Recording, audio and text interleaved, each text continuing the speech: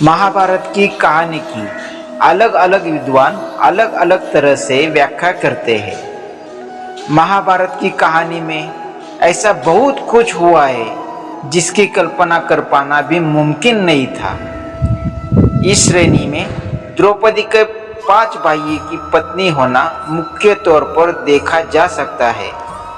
ईर्ष्या, धन संपत्ति का लालच, मानसिक भटकाव, प्रतिशोध की भावना, घमंड और मानसिक द्वंद्व सभी तत्व इस कहानी में मौजूद है।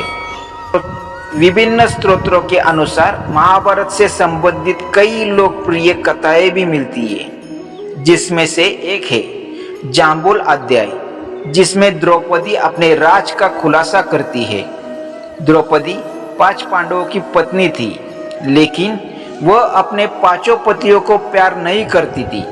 वह सबसे ज्यादा अर्जुन को प्यार करती थी।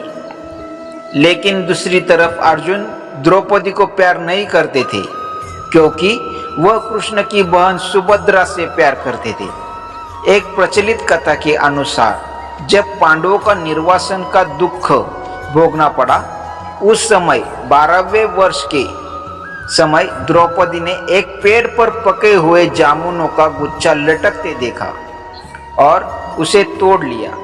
जैसे ही द्रौपदी ने गुच्छों को तोड़ा, तभी वहां भगवान कृष्ण पहुंच गए। भगवान श्री कृष्ण ने बताया कि इस फल के सेवन से एक साधु अपने 12 साल का उपवास तोड़ने वाले थे।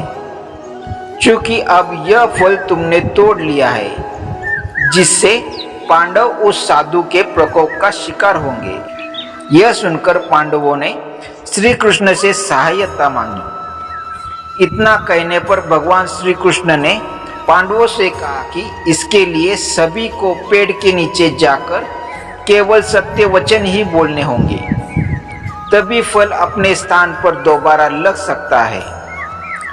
इतना कहने पर श्री कृष्ण ने फल को पेड़ के नीचे रख दिया और बारी बारी सभी को बुलाया। सबसे पहले श्री कृष्ण ने युधिष्ठिर को बुलाया।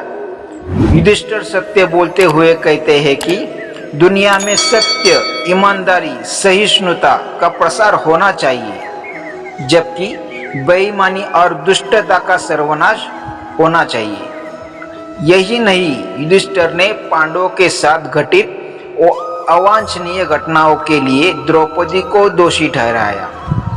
युधिष्ठिर के सत्य वचन कहने के बाद फल जमीन से 2 फीट ऊपर आ गया। उसके बाद भीम को बोलने के लिए कहा गया और श्री कृष्ण के द्वारा चेतावनी दी गई कि अगर तुमने झूठ बोला तो फल जलकर राख हो जाएगा।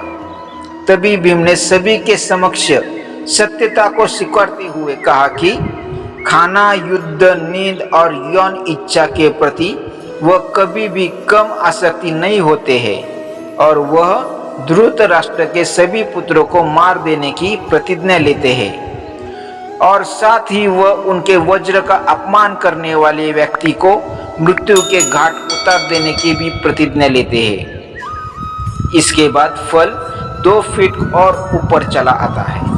अब अर्जुन की बारी थी।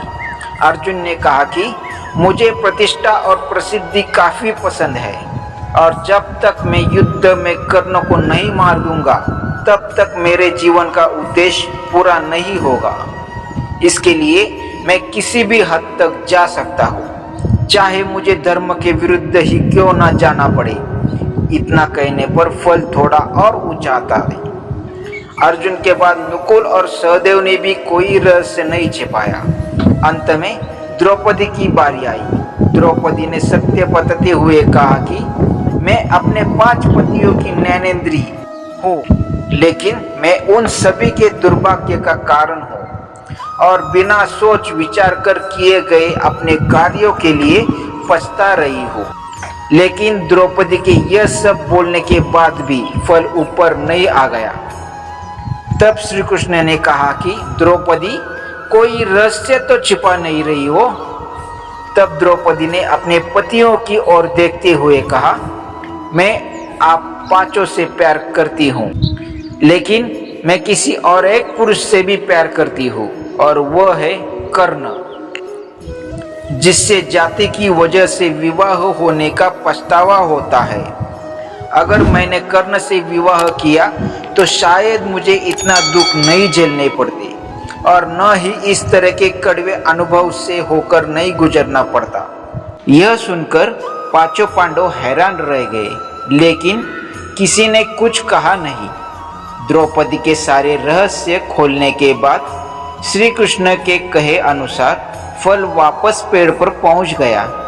इस घटना के बाद से पांडवों को यह एहसास हुआ कि 5 बहादुर पतियों होने के बावजूद वह अपनी पति की जरूरत के समय रक्षा करने नहीं पहुंचे।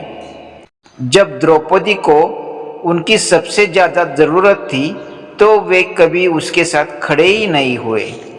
नमस्कार मेरे दर्शक भाइयों और बहनों, मेरे वीडियो आपको अच्छे लगे तो शेयर, लाइक और कमेंट करना और नए नए वीडियो देखने के लिए सब्सक्राइब जरूर करना। जय श्री कृष्ण।